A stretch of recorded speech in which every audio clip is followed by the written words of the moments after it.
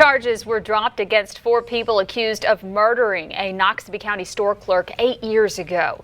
A judge agreed to dismiss those charges after the district attorney says that he found evidence the 4 defendants were not involved in the murder.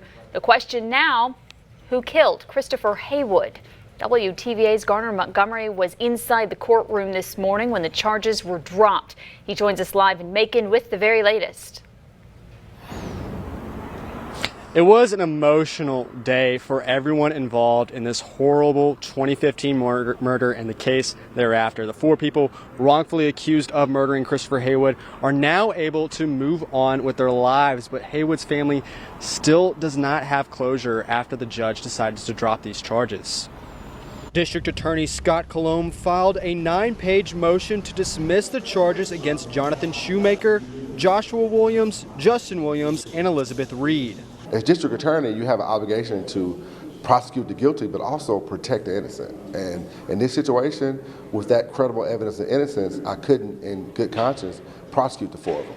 The judge dismissed all 4 charges without prejudice after alibis were established for the defendants. The alibis came in the form of an audio phone recording which showed 2 of the defendants were singing along to a rap song at the time of the 911 murder call.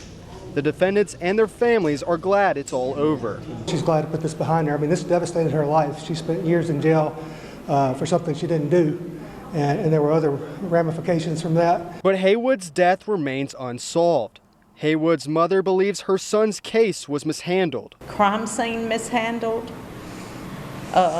Nothing was done proper, to tell you the truth, I hate to say. Christopher Haywood worked at this convenience store until the time of his death, and his mother said strangers who came here remembered and appreciated his kindness and manners. They said, we were so impressed with the manners and him speaking to you like he'd known you all his life, like he was friend.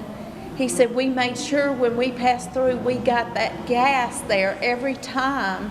The Mississippi Bureau of Investigation has assigned new detectives to the case. We've got some new ones now, and they seem sincere about finding the truth and justice for Christopher, you know, so we can have some closure. I'll never give up. As long as I'm district attorney, I will always answer Ms. Haywood's calls, do everything in my power to try to figure out who did this and hold them accountable.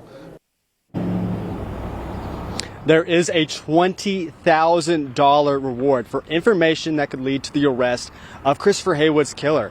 If you have any information, contact District Attorney Scott Colomb's office if you can help Miss Haywood's family find closure in this heartbreaking and frustrating capital murder investigation. Reporting live from Macon, Garner Montgomery, WTVA 9 News.